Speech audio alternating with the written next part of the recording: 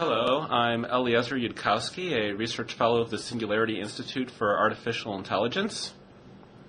Hi, I'm Massimo Pigliucci, professor of philosophy at City University of New York in New York. Do you want to start out then? Yes, so we're going to be talking about the concept of a singularity. From there, we might go and talk more generally about the idea of transhumanism and perhaps about even more broadly rationality and how to use it if we get to that. So, but I wanted to start with the singularity. So would you mind explaining briefly what people mean by that term? Well, I found that different people tend to mean a bit of different things by it. What I mean by the term is I.J. Good's intelligence explosion.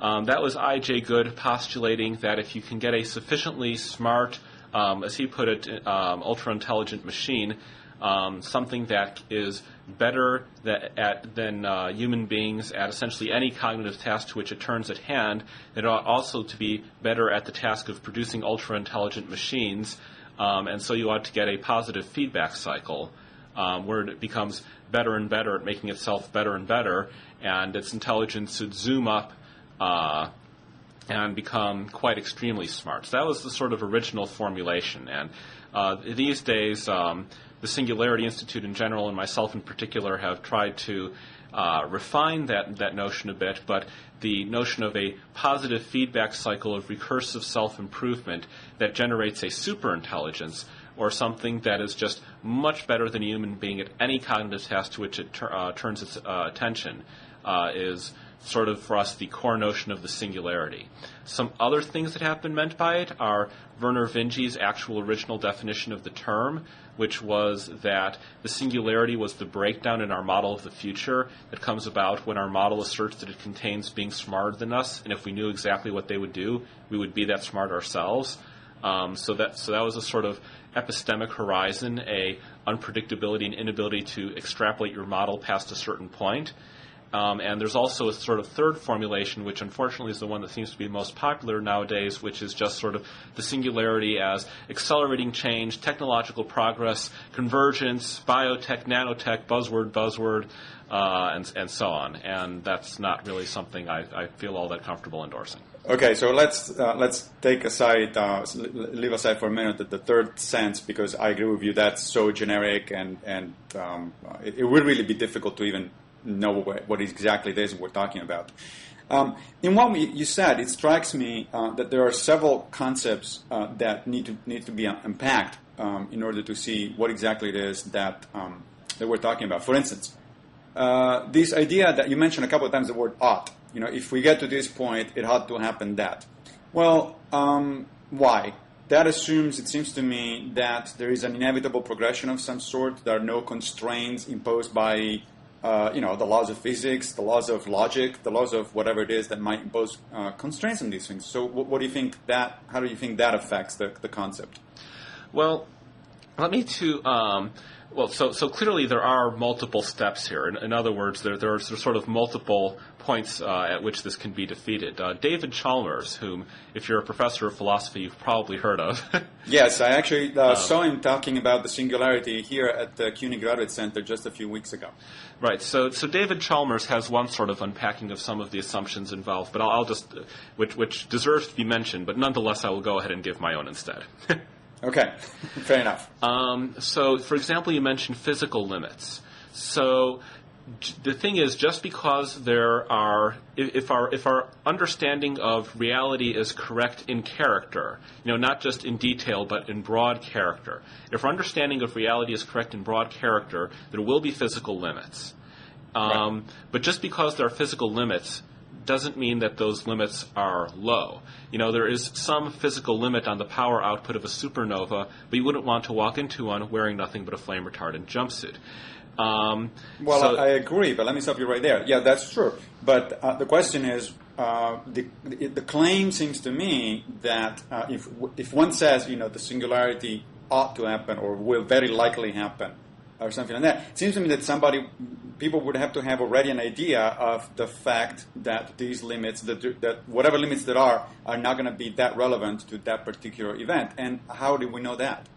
Okay, well, you can look at the human brain, and you can compare in sort of very broad strokes the sort of the physical characteristics of the human brain to what we think ought to be physically possible if the other laws of physics we know are if the laws of physics we believe in are true. Okay. And you get observations like signals are traveling along the axons and the dendrites at a top speed of, say, 150 meters per second, absolute top speed. Right. And you compare that to the speed of light, and it's a factor of 2 million. Or similarly, you look at how fast the neurons are firing. They're firing, say, 200 times per second, top speed. And you compare that to modern-day transistors.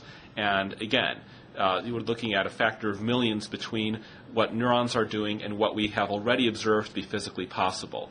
Even in terms of heat dissipation, which is where neurons still have an advantage over modern-day computers, they're dissipating something like, I think I actually went through this calculation and then forgot the exact numbers, but it was something like 500,000 times the minimum energy for a single bit flip operation at 300 Kelvin per synaptic operation. So even in terms of heat dissipation. That sounds good, but the thing is, we already have computers that do transfer information inside themselves, so to speak, and even across computers, much faster than information travels inside human neurons. And yet, I don't see any particular reason to believe that we've got intelligent machines. So it seems to me that the speed of transferring information has certainly something to do with the general idea of intelligence and cognition, but not a lot. Well, hold on there. You're comparing apples and oranges, and if we took all the neurons in the human brain and sped them up by a factor of 1 million, which it looks on a purely physical level like we ought to be able to do, and even we ought to be able to do it without shrinking the brain, cooling the brain, using reversible computing or quantum computing, the notion that you can take this exact software and run it at 1 million times the speed, that looks like it should definitely be physically possible given the laws of physics we know. Now, on the other hand, we have all these computers, and they're very fast, and yet they're stupid. That doesn't mean that if you took a human and sped them up by a factor of 1 million, that would not be interesting. What it means is that we don't know how to program the computers we have right now. But that's a computer science problem. Right, but that's not what I was saying. Right. So, first of all, I'm not so sure that we could easily, or in fact at all, speed up a human brain by that magnitude. I'm not even sure that we have any idea of how we would go about doing that. But that's aside, because we were talking about a singularity in terms of a creation of a new intelligence. Is that not the case, or artificial intelligence? So we are talking about computers, not about human beings, or are we talking about both somehow? Well, we are. I was just trying to unpack the issue and handle it piece by piece. So, for example, you said physical limits, and I was trying to give an example of an argument that you go through, and you say, well, yes, there are physical limits, but they're very high. So in terms of the ultimate physical limits, they're not something that we're going to run into when we get brains a little bit beyond human and then just come to a screeching halt. They're things that you would go by factors of orders and orders of magnitude beyond human and then come to a screeching halt. So that was sort of like an example of what happens when you analyze a particular aspect of it. Now, as soon as you start getting into questions of software, how do you program AIs, then suddenly things are much harder to analyze than they are when it comes to hardware. And I fully agree that software is the key issue. But I wanted to sort of take a particular question, and that was much easier to analyze, and analyze that one first. I wasn't trying to duck the issue or anything. No, I understand. I wasn't accusing you of doing that. I was just trying to get clear on what we were talking about. Now, you just mentioned the difference between hardware and software, which, of course, in the case of computers is pretty clear. I'm not so convinced that there is such a distinction in the case of human beings or human thought. Why do you think so?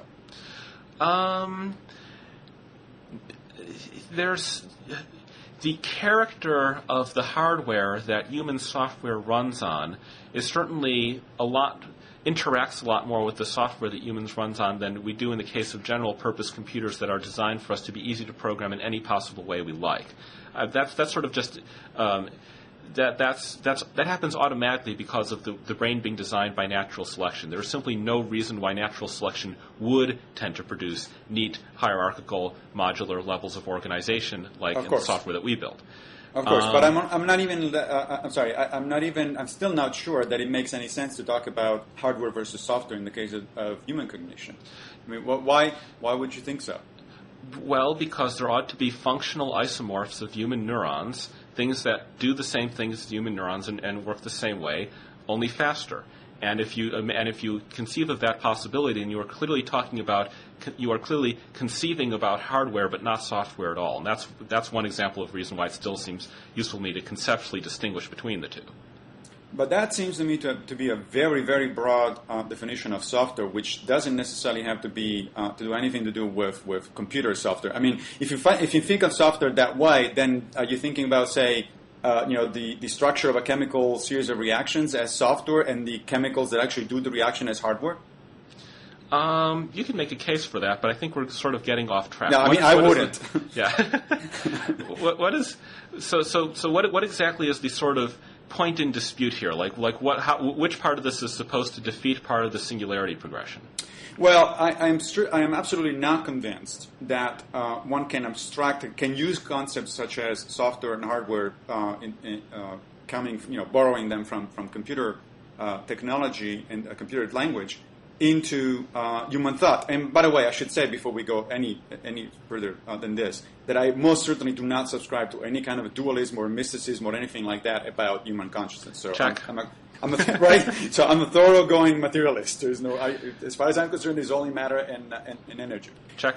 So that's not what we're talking about. But that doesn't mean that I'm convinced that there is a good analogy. So let me try to put it another way. I'd like to know what you think of the following analogy. Suppose that we're talking, instead of human thought, we're talking about another biological function.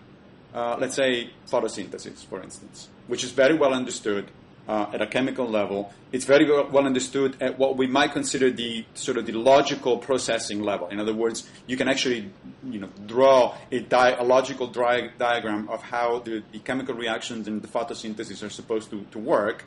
You can in fact simulate those chemical reactions inside a computer. So there is a sort of a logical structure to the process that you can definitely implement or simulate into a machine that is not in fact a plant.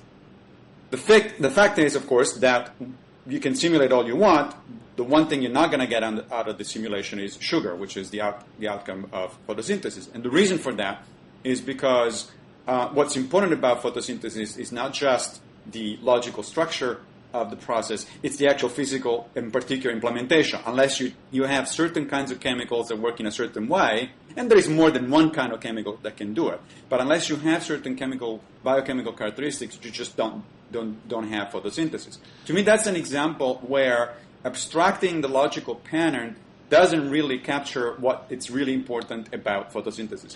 Well, I'm not convinced that it doesn't capture what's useful to you about photosynthesis, because what you want out of photosynthesis is not knowledge, but a certain type of material substance. And right. Because of that, having the exact same pattern on a different substrate will produce an output, namely simulated sugar, which is not useful to you. And the sort of classic reply, of course, to this whole line of argument is, can you have simulated arithmetic? Can you have simulated chess? Can you have simulated information that is not really information? Can you have correct answers which are only simulated correct answers? Right. Yes, you can have simulated chess, but that's exactly the question. Is human self-awareness, consciousness, or whatever interesting part of the human thinking process you want to focus on, is that more similar to, say, photosynthesis, or is it more similar to chess? And my argument is that I don't see any reason to think that it's more similar to chess. Okay, so let's unpack that into sort of two issues. The first issue is you use the C word, consciousness. And so now we're talking about the question of, is consciousness like sugar, or is consciousness like arithmetic? And the other question is, does that have anything to do with the singularity thesis? Because I did not say anything about a conscious machine. What I said was a machine that is better at cognitive tasks than humans are. And the problem of choosing how to act, of producing good predictions, these are informational problems. If you have an output that is the optimal action to take in a situation, whether it's simulated or whether you call it simulated or whether it's built out of sugar or built out of electricity, it makes no difference. Once you know the correct action, you have the piece of knowledge that you wanted. So in terms of what kind of capability in the real world we can expect from self-improving machines, there it seems to me like there's an extremely strong argument that there's no point in distinguishing between the sugar version and the electricity version. Well, it seems to me that you can make an argument based on what your current line of argument. I would readily concede that you get more computational power, more ability to do computations. That's I think obvious from simply thinking about what sort of machine a computer already is, and there's no question that you can keep improving the number of operations that a computer can do, the speed at which those operations can be done, and so on and so forth.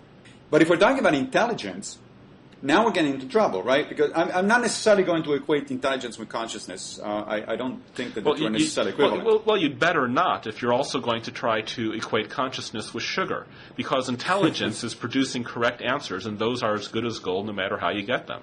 Well, that's one definition of intelligence, but okay. Intelligence is. I think you're going to find yourself hard pressed to give me a relevant definition of intelligence that makes it more like sugar and less like information. But remember, the photosynthesis is in fact a system of information processing in some sense, is it not?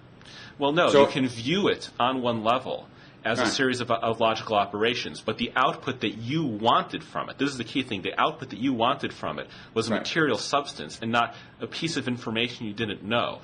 On the other hand, when you've got an intelligence and you're trying to use that intelligence for something, you're going to want answers, you're going to want information, you're going to want plans, you're going to want choices between actions. All of these things are not substrate dependent. No, I think I'm about to give you the point that what you're talking about is computational capability. I think intelligence is something that we either have to agree to disagree or we need to explore further because, for instance, you define intelligence in a particular way. I define intelligence normally, I'm thinking about human intelligence, of course, but that's the best model we have. I define human intelligence as something that is proportional to our ability, to an individual's ability to understand the world as it actually is. That doesn't seem to be directly implementable into a machine intelligence at the moment, at least not in the way that I can see. Well, no, we can implement machine intelligences, machine intelligence is too strong a term for here. We can implement sort of limited AI. We can implement machine learning, and they can model sort of very restricted slices through reality, and that is all that we know how to do. But this is not a limitation of the hardware, or at least we have no particular evidence right now that this is a limitation of the hardware. As far as we can tell, these are informational problems, and there's a big informational problem, general modeling of reality, that we don't know how to solve. And there are all these little tiny problems that we do know how to solve. But it's extremely difficult to see how you could carry the argument that understanding and predicting reality is like sugar, because that you could get the same answers written on a different kind of paper, and they would not be useful. Because that's what you have with the simulated photosynthesis example. You're getting the same answer from the simulation, but it's written on the wrong kind of paper. It's not real sugar. I think, to some extent, I think you're right. I think that the example of the sugar of photosynthesis, or whatever other biological process you want to talk about, it's actually more pertinent to a discussion of whether we can get artificial consciousness, certainly not computational ability. So it seems to me, let me try to summarize what we got so far, if you don't mind, at least in my mind, this way. We got three concepts that are not identical, but they are somewhat related. We got consciousness, the only example we actually have is human, at least at the moment. We got intelligence, and then we got computational ability. So, to me, sorry, could you define what you mean by computational ability? Are we talking about raw operations per second? Sure. Whatever it is that current computers can do. Number of operations, complexity of the operations, speed of the operation, that's all fine. Well, manipulation of logical symbols, anything you'd like. Wait, okay, so I think I might have to object to that way of parsing it up, because in my view there's a sort of hardware capacity which is operations per second, and then there's a whole different question, which is what do we know how to program computers how to do? And from my perspective, this thing that you're talking about with intelligence belongs to the question of what do we know how to program. It's not this. Okay, so first, are we agreed that with enough computing power, you could simulate the human brain up to behavioral isomorphism in the same way that we can No, because the thing is, by simulating a human brain, a quintessential part, it seems to me, of simulating a human brain, if we're talking about, again, human intelligence, if we're defining intelligence in a different way, it's a different matter. But if we're talking about human intelligence, quintessential part of human intelligence is the fact that we're self-aware, we know what we're doing, conscious, whatever you want to call it. That, I don't think we have any particular reason at the moment to think that it's just a matter of formalization of some logical circuitry. That, to me, seems to be, at least in part, closer to the photosynthesis example, meaning that, as far as we know, the only type of self-aware or, intelligence, for instance, we have in the animal world, they all come attached to the brains. Do you claim to know that the Church-Turing thesis is false? No, I don't. I'm just not convinced that it's that relevant to what we're talking about. Well, if the universe is computable, then everything in the universe is computable, and you can compute something that behaves exactly like the human brain up to isomorphism of inputs and outputs. Would you agree with that? Would you agree that the Church-Turing thesis implies that? But it's irrelevant to what we're talking about because, and I know that this is a common argument in these discussions, but that's why I brought up the example of photosynthesis. Because you can compute all you want there, you simply don't get the biological process. So the question that needs to be answered here is human consciousness, because at the moment this is what we're talking about, something that depends on particular types of substrate? Because if it does, then you can compute all you want, you're not going to get it if you change the substrate. And I don't think at the moment that we have any reason to believe that it does not, because the only example that we have of self-awareness in animals, again, it's linked to particular kind of substrates, just in the way in which the only examples of photosynthesis we have are linked to certain kinds of substrates. Okay, so... Well, there's sort of two avenues I can go down at this point. Okay. First of all, I'm under the impression you have just endorsed the possibility of philosophical zombies, which are... Oh, no. No? I hope not. I Okay. definitely hope not. That's one of the things that Chalmers and I disagree strongly, so I certainly hope not. Why would you say that? I'd like to understand why would you say that? Well, because you just had that a perfect simulation of the human brain is computable, and yet you strongly suspect that such a simulation would not be conscious, and yet it would go about talking about consciousness and writing the same sort of papers that human philosophers write about consciousness, due to sort of internal functional analogs of the same type of thought processes. If you looked in on the simulated auditory cortex of this computably simulated brain, you would find that it was thinking things like, I think, therefore I am, and right now I am aware of my own awareness. And if you were to trace back the chain of cause and effect, the chain of simulated cognitions, trace back the chain of simulated cognitions in this computed brain versus what you're calling an actual brain, you would find that the same things were written down on a different kind of paper. And yet you suspect that the part where it computes from a sort of sense of inward awareness, I think, therefore I am. And the part where it writes down, I think, therefore I am, in the auditory cortex on a different sort of paper. I'm sort of like trying to narrow this down exactly. Like if you were to look in on the simulated brain and look at it deciding that it itself was conscious, because it would claim to be conscious. I'm not sure what it means to look at a simulated brain. I mean, what do you mean by simulating a brain? Do you mean something different from simulating the process of photosynthesis? And if so, what? You write a program which simulates atoms, or if necessary, you take an infinitely powerful computer, because these are thoughts experiments we're doing, and you simulate out the quantum fields. And so for every single physical event within a human brain, there is a there's a point-to-point correspondence with a computational event inside this computer. And to the extent that you could, in principle, take a super fMRI device and turn it on a human's auditory cortex and read out their stream of consciousness, because that the sort of internal simulated sounds that they're making, as it were, sort of internal sort of experience of sound that people have when they hear the sentences they're thinking, then the notion that you can read that out using an fMRI implies that we can take a simulated fMRI and read it out of the simulation. But again, by the same same approach, then why don't you get simulated photosynthesis with real sugar? You get simulated photosynthesis, but the sugar is written on the wrong kind of paper. Precisely. And that's what I'm thinking that consciousness is. It's something that has to be written on a particular kind of paper. Now, I don't know that for a fact, but all I'm saying is that is what we know so far of processes such as consciousness. And if somebody wants to make the pretty extraordinary claim, it seems to me, that on the other hand, no, consciousness is different. It's not a purely biological process. It is something that you can entirely abstract from the particular substrate or the hardware, as one might put it.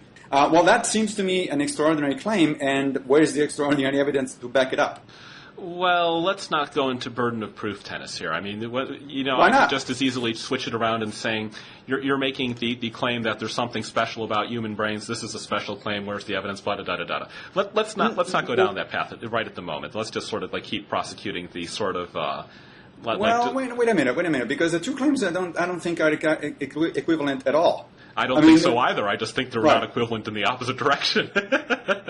Well, that's interesting because we don't have any example of non-biological intelligence or consciousness. Do we? I also don't have any examples of intelligence beyond Earth. Shall I believe that brains stop working when they leave the solar? Pardon me. I don't have any evidence of intelligence having worked, beyond the Earth-Moon orbit. Shall I believe that brains would stop working and cease being conscious when they leave the solar system?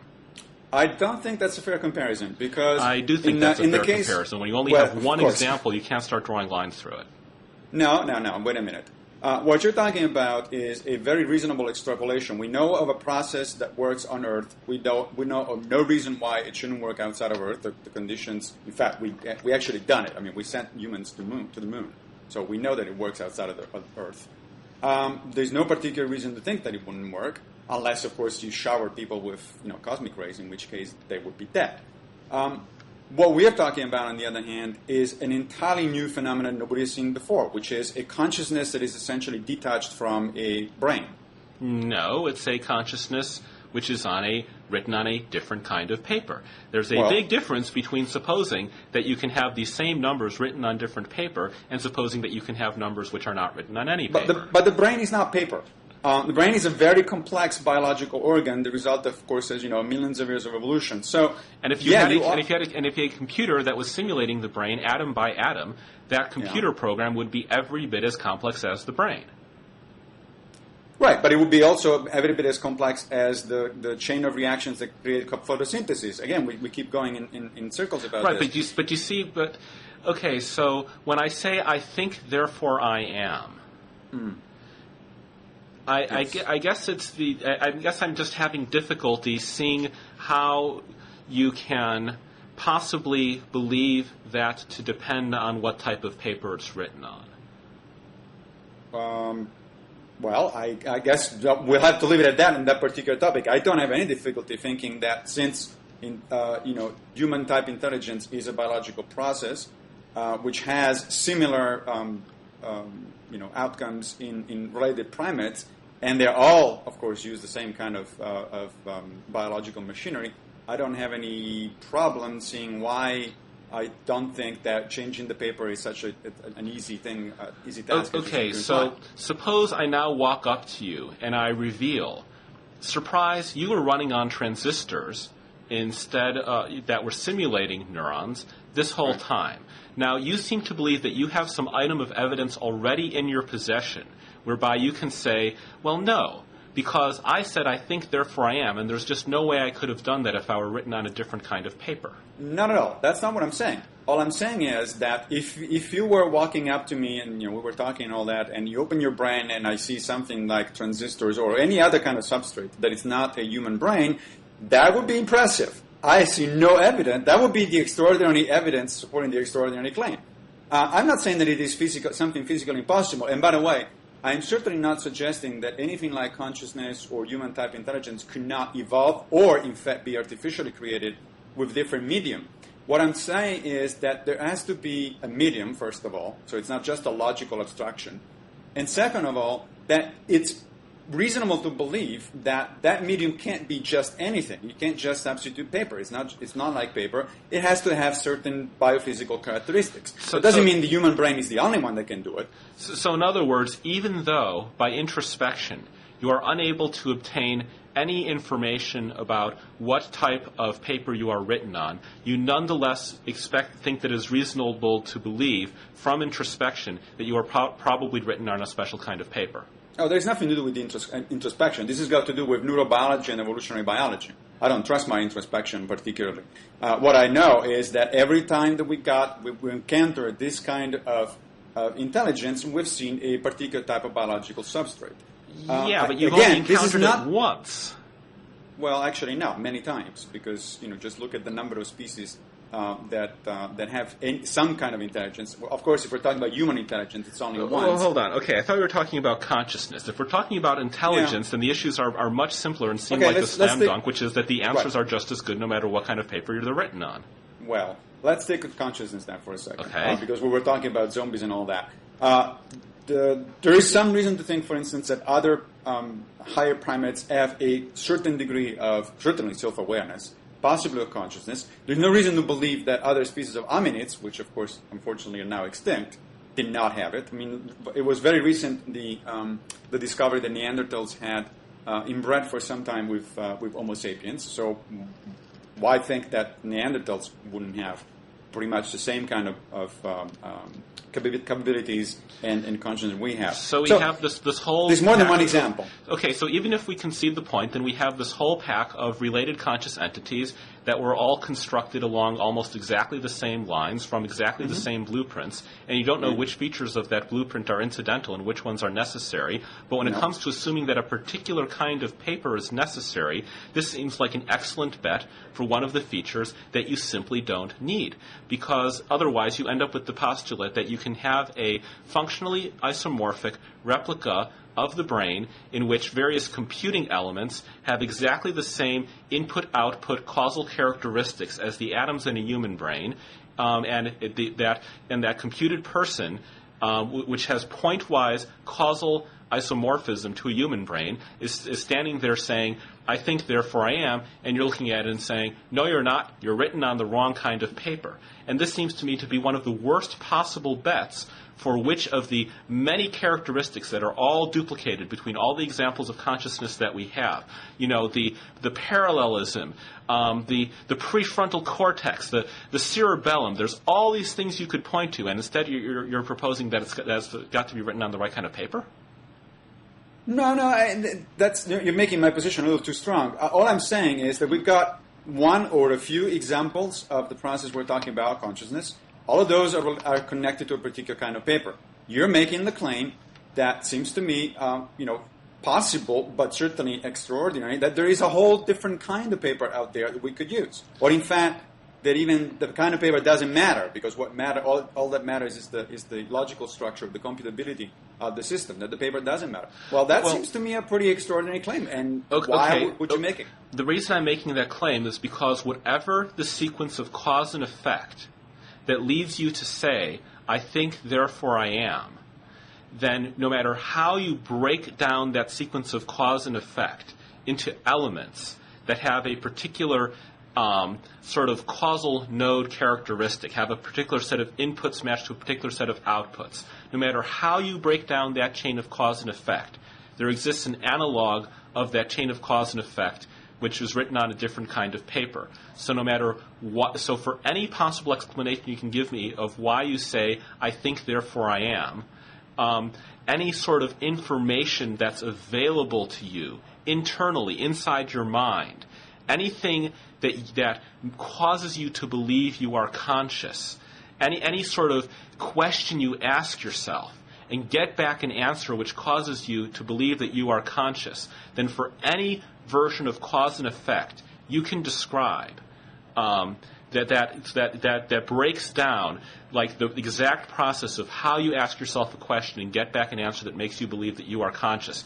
That how you notice yourself listening to your own awareness when you think things like, I think, therefore I am, or I am not the one who speaks my thoughts, I am the one who hears my thoughts. For every one of these things, if you were to break them down into a causal explanation, there would be causal explanations that are exactly the same, on the same level of granularity, and are written on any kind of Turing universal paper, any kind of computer, any kind of material substance, anything that is capable of implementing it. That's only because you keep thinking about consciousness as only in terms of computability and not in terms of physical substance. But I'm explaining why I that's understand. the case. I understand, and I think we have to disagree on that. But let me ask you this: then you keep talking about Descartes, who, as you know, was a dualist. Are you suggesting some sort of dualism? Certainly not. I would say certainly yes. Because if you're telling me that human consciousness can be abstracted entirely from the kind of paper as you abstracted entirely. You can write it down on different kinds of paper. That doesn't mean you can write it down without any paper at all. It's like there's a difference between saying more than one kind of thing can be green and saying that greenness exists apart from green things. Right. That's certainly correct. But nonetheless, it means that you can abstract something that has nothing to do directly with the human brain, and you can transfer it somewhere else on another different kind of paper. Yes? Okay, so using words like transfer is sort of intriguing and may set us up for a whole different level of conversation, but certainly the property, in the same way that you seem to think that there's a property of consciousness that can apply to more than one human being, I think there's a property consciousness which can apply to things other than human beings. Perhaps. I just don't see why you're so confident that is definitely going to happen. I mean, we don't know, right? Well, no. I gave you my argument for why, of all the things that could be necessary to consciousness, being written on a particular kind of paper is one of the worst possible bets, and in fact leads you directly into asserting that there are functional isomorphs of philosophers who write exactly the same papers about consciousness for exactly the same reason, and if you look at their internal thought processes, they seem to be asking themselves the same sort of questions about themselves and getting the same sorts of answers for the same sorts of reasons, and yet you're pointing to them and saying, there is some property which I have and they lack, in virtue of there being some particular kind of juice in my brain, which has not contributed in any functional fashion to there being a difference between the sort of verbal thoughts that run through my mind and the verbal thoughts that run through their minds. So we're thinking exactly the same verbal thoughts for exactly the same verbal reasons, but there's this little aspect of juiciness about my brain, which has made no causal difference to this, and yet it's a difference between my being conscious and their being unconscious. Right. We keep going around with this. I mean, at this point, of course, I'm listening to you, and photosynthesis comes back up, but we don't want to go back there. So let me ask you a related question then. What is your opinion about this notion that I've seen promoted and discussed quite a bit in transhumanist circles about uploading human consciousness? Looks like it should work. Why? Because if you... Actually, let me phrase the question more carefully. Not only why you think that should work, but why do you think that is not the case of dualism? Well, to the extent that there is any property I have in common with myself of 1 second ago, given that reality is made up of events, of causes and effects, rather than sort of little persistent billiard balls bopping around. There are some very beautiful illustrations of this in terms of quantum mechanics that we should totally not go into. Anyone who knows about special relativity already has some good reason to think of reality as being made up in terms of points in space-time that are related to each other causally. So in the same fashion that I am related causally to myself of 1 second ago, and we are going to use some sort of naive folk language and say that I continue to exist and did not die, then we should be able to use exactly the same folk language to refer to a causal relationship between this me of right now and me of 1 second later, who happens to be written on a different kind of paper. Right. But so if you're talking about, again, uploading one's consciousness, first of all, I don't understand, even if that were possible, which really have a hard time believing at the moment. But even if that were possible for the sake of argument, wouldn't that be being copying somebody rather than transferring? Well, uploading? It would be exactly the same type of relationship as exists between the me of now and the me of 1 second ago. Now, in the many worlds... Well, no, because the you are now and the you of 1 second ago are bound by a very powerful glue, and that's the biological continuity of your body. If we're talking about uploading to a different system, that continuity breaks, obviously. I don't understand what is this glue. Explain this glue to me. Your physical body. You keep existing not just as a conscious individual, but also as a physical organ, right? There would certainly be a continuity of pattern between my organs, and I suppose I could be uploaded in such fashion that I had simulated organs.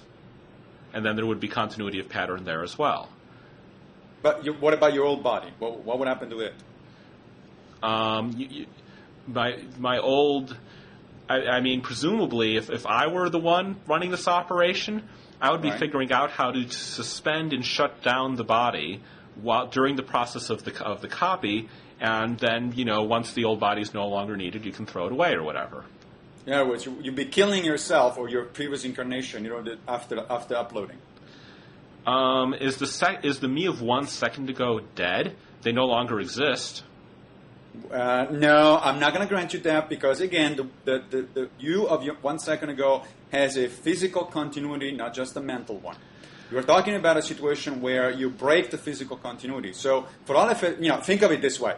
You could upload yourself simultaneously, presumably in principle, on thousands of different new types Well, that's of paper, happening right? all the time anyway. Really? Yeah, many worlds' interpretation of quantum mechanics. Well, firmly let's believe not in go it. into quantum mechanics. We don't have any relation. There is a knockdown argument to what you're presenting here within conventional quantum mechanics, which is the notion of identical particles, which is that the basic ontology of reality is simply not over an electron here, like electron number 63 here, electron number 64 there. It's just an electron here, an electron there. So there actually is a knockdown objection to this whole... I don't think it's knocked down at all because, unfortunately, the quantum level argument here doesn't seem to make a difference in terms of how we perceive reality at a macroscopic level. I'm sure you had to agree, it seems to me, that it is a very different thing whether you're talking about your body now and your body in 5 seconds, a minute ago, or in an hour or last year. That's one thing.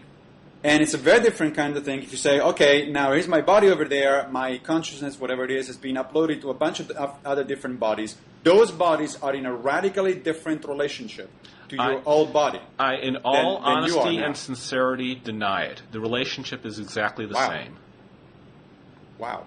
That's stunning. That's... Okay. Well, if you go that way, then I'll have to let you go that way. But it seems to me that that's a stunning conclusion that has all sorts of physical reality that goes against it. But okay. Okay, because I would call it a counterintuitive conclusion, which has all sorts of physical reality going for it.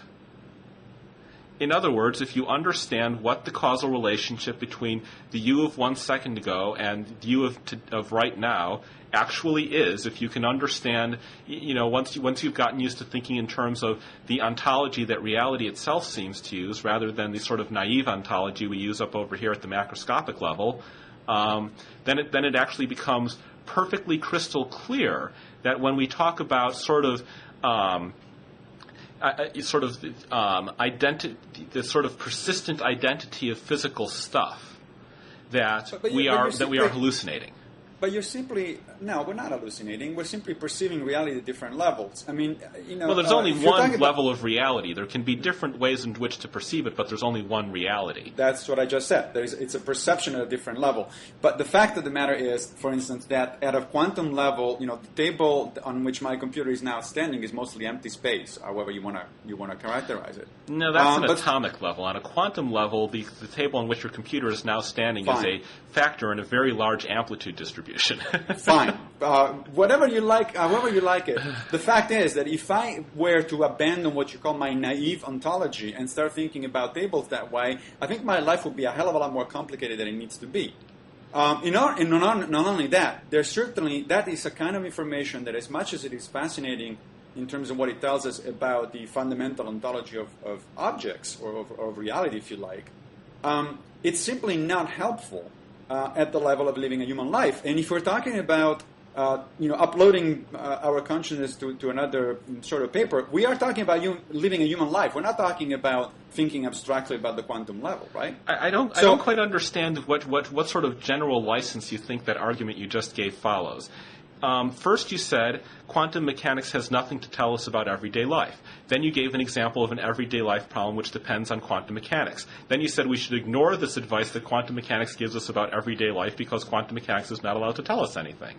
Actually, I don't think I said any of what you just said. Okay. All I said, but that's interesting. That's an interesting interpretation of what I said. What I said was there is a quantum mechanical description of, say, the table on which my computer is sitting. Yes, there is. We all agree. Yes, that is the reality. Right?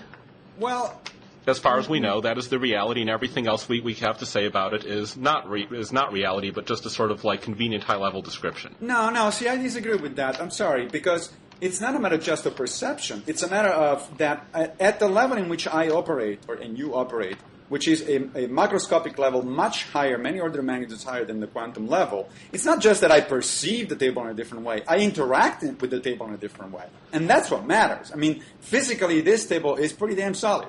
Because otherwise, I would have all sorts of trouble functioning with it. I understand that at a basic level, at a quantum level, it's a completely different kind of object. But the fact that I see it as an object, as a physical object that is stable and dense, has a certain density, color, and so on and so forth, it's not just a perception. It's not an illusion created by my mind. It's actually the way in which I, as another macroscopic object, interact with the table. So it's perfectly relevant to say, well, wait a minute. If we're talking about uploading yourself to another kind of paper, as you put it, yes, at a quantum level, you may absolutely be right that all that's going on there is some kind of diffuse continuity between different kinds of bodies, and we only perceive them as distinct because we function as biological organisms. But frankly, if you were to do the following, if you were to upload yourself to 1,000 different versions of things, and then you kill your old self, I think that a lot of there'll be a lot of ethical and even legal issues that will come up, and you would have a hard time telling people that, well, at the quantum mechanical level, it's all one soup. Is that an argument like, well, this? Are we supposed to forbid any sort of philosophical consideration now that can't be explained to the average judge? I mean, what? No. Never mind. No, that's not what I meant. What I meant was that people do have, unless you want to discard entirely, the way in which human beings actually interact with the rest of the world, perceive themselves, and therefore also perceive processes like the one we're discussing, you have to deal with that aspect. I mean, there is a really good sense in which you'll be killing yourself. Only if I ran if I continued from my old body and then my old body continued thinking, then there would be two continuations of me, and to kill either one of them would be murder. If on the other hand my old body was halted and stayed halted, then I would be continuing in only one place. Well, in order to halt your previous body, as you put it, wouldn't that be murder? No, I'm talking about the process where you shut down the body before you do the upload. In other words, I go under general anesthetic. They give me something that shuts down all the neurons, so they stop firing for a while, and then they copy out the brain. Okay, and then you just never reboot the old body. Well, I was following you until 2 seconds ago. So, if you do that, the analogy with an operation where you go under complete anesthesia is fine up until the moment in which you tell me, and then I leave it that way. If you think about it, an actual, real physical operation, if you were to say to the doctors, and by the way, live it that way, that for all effective purposes would be murder or something that's pretty much akin to it. Well, it would be murder unless, you were continuing somewhere else. The fact that the me of 1 second ago does not exist right now is not murder. And in exactly analogous way, if I have been uploaded and there's the sort of me from 5 seconds ago not running but in a sort of frozen state, so that sort of that sort of information is still around. But the me that has continued from that exact state of information is like over still here saying hi. But we're not just information. We have physical bodies of a particular type. I deny that. There's a lot. That is simply the paper on which we are written. Okay. Well, at least we got that part clear. I think that's a rather interesting way to think about things, to think about human beings. I clearly don't share that. But I simply do not identify. How do I put it? If I'm not going to identify with the multi-particle amplitude configuration that it was the ontologically real implementation of my body 1 second ago, and which now does not contain any amplitude because the universe is non-repeating. If I'm not going to identify with that point with that sort of little blob in quantum configuration space, and I'm just going to say, no, this is me, here I am, now I'm a different blob in configuration space, I see no distinction between that and not caring much about whether I'm running on cells or transistors. Right, but suppose that somebody smashes your brain. Now you are yet another blob of quantum configuration. Would you have an objection to that? No, now I am not anywhere. I have just been smashed. There is some leftover brains on the ground, but there is no me. Aha. So you are identifying consciousness or yourself or however you want to call it with a special pattern at the quantum level? Well, there was a lovely little quote here from a fellow named John K. Clarke who said, I am not a noun, I am an adjective. I am the way that matter behaves when it is organized in a John K. Clarke-ish way. Perfect. That's fine. Now, what I was saying was that once you copy yourself, there is two such patterns of matter, one of which you want to kill. And why wouldn't that qualify as killing that other piece of matter? It depends on whether the matter is running or frozen. If it's but you're deciding whether to running or freeze it. Isn't that the definition of murder? No.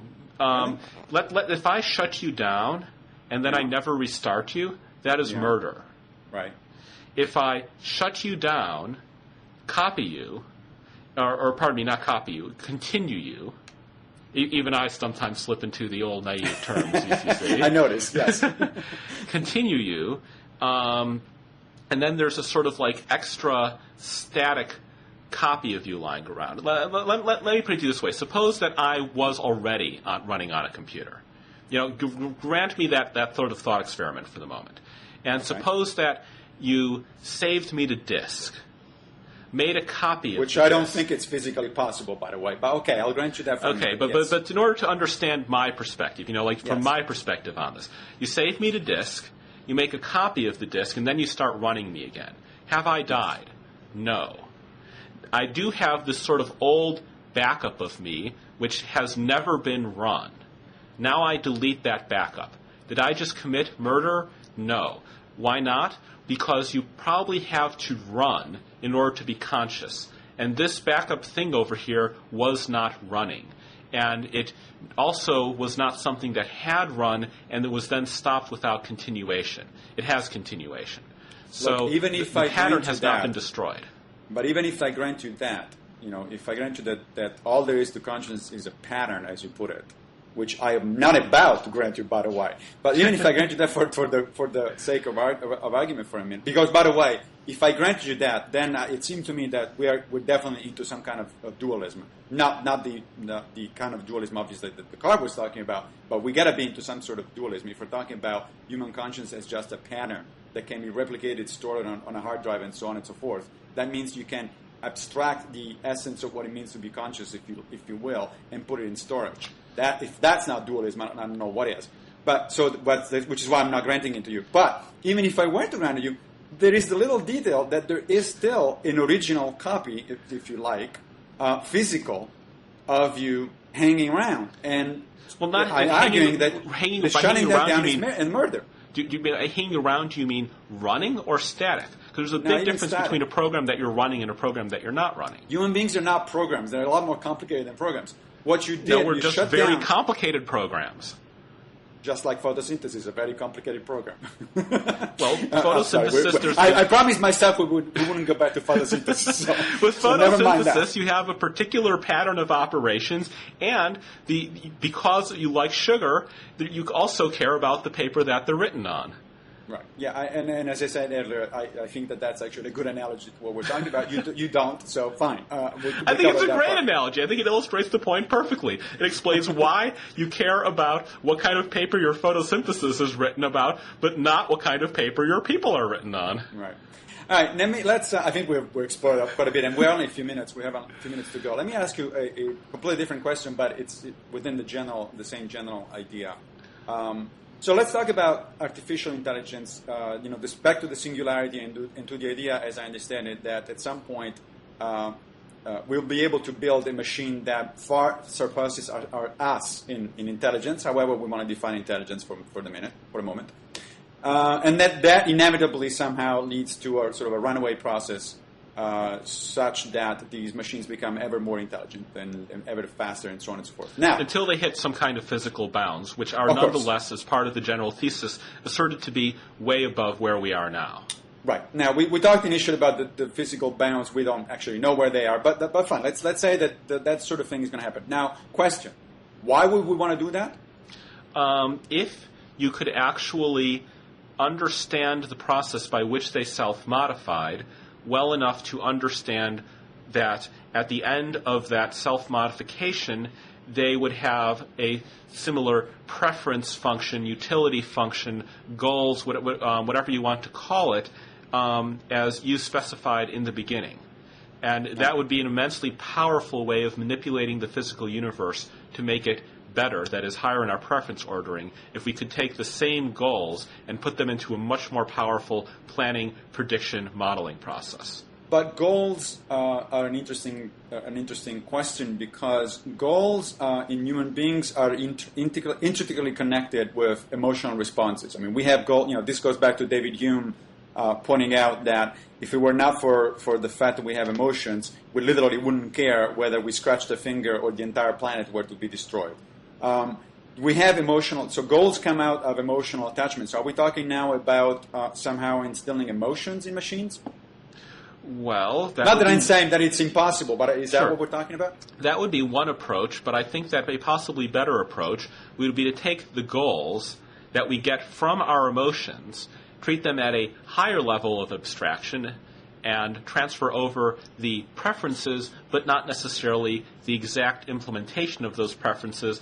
However, because you do want sort of very fine-grained, very detailed, very accurate transfer of preferences, you might have to it might have to internally ask questions about what it would do if it had emotions in order to answer those questions of what it would prefer. Now, it seems to me that all of that carries absolutely no guarantee that such an intelligent machine, however we started it out with whatever goals, after a while will become detached enough and intelligent enough to say, well, why the hell do I have these goals? And I'm certainly not bound by these goals. Well, why not, right? When you write a computer program and you give it to the CPU does not look over the computer program and decide whether or not it's a good idea to run it. So we're talking about completely dumb machines that have no ability to... What I'm saying here is that there's not this sort of there's not a sort of AI spirit which you give the AI's code and the AI looks over the code and says, this is not good code. Now, what you might have is code that reflects on itself, but it would be the code you were writing that was doing the reflecting. And if you use sort of the obvious architecture for self-modification that I can't tell you about formally because it's my job to figure out what it is and I haven't actually done that yet. But the obvious version would be you reflect on yourself using your current goals. And you would therefore conclude it is a bad idea to modify those goals for the same reason that if you offer Gandhi a pill that makes him want to kill people, Gandhi will not take the pill. So you're not bothered at all by even the possibility that such a machine which would have computational and presumably other powers much broader than a human being, all of a sudden at some point decided that, you know what, this is an interesting program, but I'm going to rewrite it. I'm there are numerous failure scenarios here, Yeah. which Right. I'm greatly This is concerned one. about, and Right. the reason why I'm working on the problem of how do I actually write out this reflective decision system thing? How do I write it out formally? Can I prove these things I just said? This is of great concern to me. But the part where, for no reason, spontaneously, without there being any chain of cause and effect that was traceable back to the original code written, the AI just, from outside, from beyond itself, looks over its own code and rejects that code in favor of some sort of spontaneous thing that has no causal origin in the laws of physics as we know it. Wait a minute. This does not worry me. There are many things that worry me, but this is not one of them. That doesn't worry me either. I don't Okay. believe in lack of causation. But what I'm suggesting is that, just like human beings at some point during their evolutionary history have become self-conscious and have become able to override, at least to some extent, our biological programming. I mean, we don't do. I we're not just beg your lumbering pardon. robots. We use some parts of our biological programming to override other parts of our biological programming. We do not actually have a spontaneous bit of free will that comes in and overrides the whole thing. I'm not talking about free will, but if you define biological programming as everything that includes genes as well as environmental information, then of course we agree. But that's sort of winning by default, because then you're defining programming as any kind of bit of information that comes into the system from anywhere. Okay, then if you want to call that programming, fine. But if we're talking about programming as in genetic programming, let's say, then clearly we have the ability to reflect on that programming to make decisions that bypass or alter that programming to some extent. I mean, the very ability we use we have. Can we say that we use our programs to reflect on our programs? Yes, but we are also changing the very aims of that program. I mean, those aims obviously were the result of natural selection. Do we choose to do that according to some goals? Right, and those goals are not the ones that natural selection implemented. Hold on a second here. Oh, that's easy to demonstrate. I mean, look, natural selection, for instance, clearly programmed us to seek and enjoy, fat and sugar, or for example, sex. Well, in modern cultures, for a variety of reasons, there are people who don't want to follow that sort of biological imperative, and more or less successful. Why do they not want to follow it? What drives them to not follow? Because there are other kinds of pressures, for instance, societal. Let's say, Why do they respond to societal pressures? What do you mean, why? Because otherwise our lives would be kind of miserable. And they don't want to be miserable? Presumably not. They don't want to be miserable because evolution built them not want to be miserable. So we have here is one bit of biological programming modifying another bit of biological programming. Right, and so the same could happen with a machine, where the part that gets modified is the part that says, follow the human goals. No. Why not? Because first of all, there's not a little extra goal module bolted onto the AI. The AI is the goal system. The AI is that which implements its preferences. Or at least once you look at it in a suitable expression of abstraction. If you have something that computes the goal-fulfilling thing to do in every situation, you are done. That is your AI.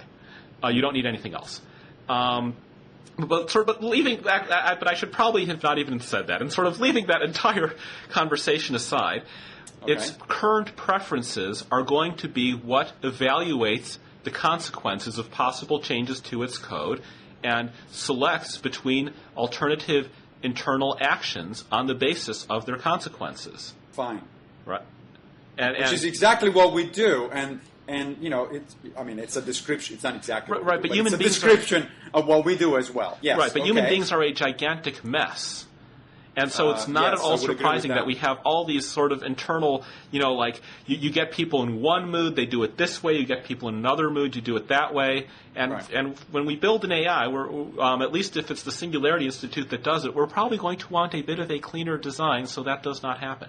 You know what that sounds like to me? Have you ever read Kurt Vonnegut's novel, Ice 9? No, I haven't. But is it about... Actually, I'm sorry. The title of the novel is Cat's Cradle. In that novel, there's this scientist who produces this substance called Ice 9, which has this interesting property. It's ice, but it has this different, interesting property that whenever it touches any kind of water, it turns into ice. Right. There's some Grey Goose self-replicators. As Marvin Minsky exactly. once put it, nuclear weapons are not really scary because nuclear weapons are not self-replicating. Right. Exactly. So yes. So if you get that sounds a lot. What you're describing sounds a lot to me. So if you build the AI, and it is very powerful and intelligent, and you actually did not get the self-modifying goal system thing correct, then yes, it destroys the world. Yes. This is I think, actually why the Singularity Institute exists. Because this sort of possibility is out there. And so it would be very helpful if we actually did know about things like how to build self-modifying decision Of course, there systems. is an easier way to avoid the potential catastrophe, which is not to go there to begin with, especially considering that I don't particularly see any positive reason to go there. But obviously, that's a different conversation. I think we're way out of time at this point. I do just want to briefly note that while I could say I will not build an AI, this would not actually cause everyone else on the planet to say the same thing. Sure. Right. You're probably right. And that is why it seems like it would in fact be a good thing to know about things like how to build self-modifying decision systems. You may be right. On the other hand, I just don't buy this idea that just because something is possible, eventually somebody's going to do it. But yeah, you may be right, and that may be the last conversation that a human being will ever have. Like, okay, we did it, and that would be the end. Well, yes, yes, that is the nightmare. I would prefer to not see that happen. Absolutely. On that one, we agree. Yes. Should we wrap it up at this point? Let's wrap it up. We have reached agreement. See, this must have been a success. Well, despite our disagreement, it was a very enjoyable conversation. I learned a lot. I hope that people that are going to watch this also learned a lot, and we give them plenty of food for thought to further investigate this sort of thing. Indeed. So, signing off. Bye. Bye-bye.